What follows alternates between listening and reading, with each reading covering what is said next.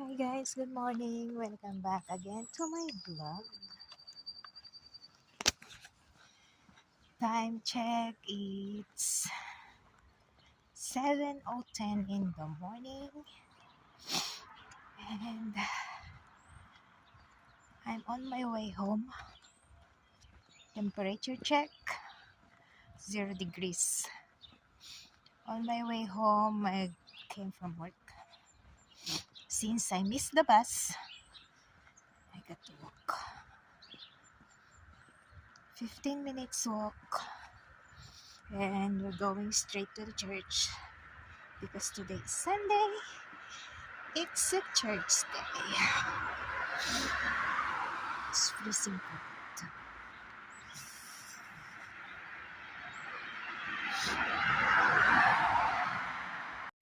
Have a blessed Sunday, everyone. Don't forget your communion with God. Keep safe always. God bless.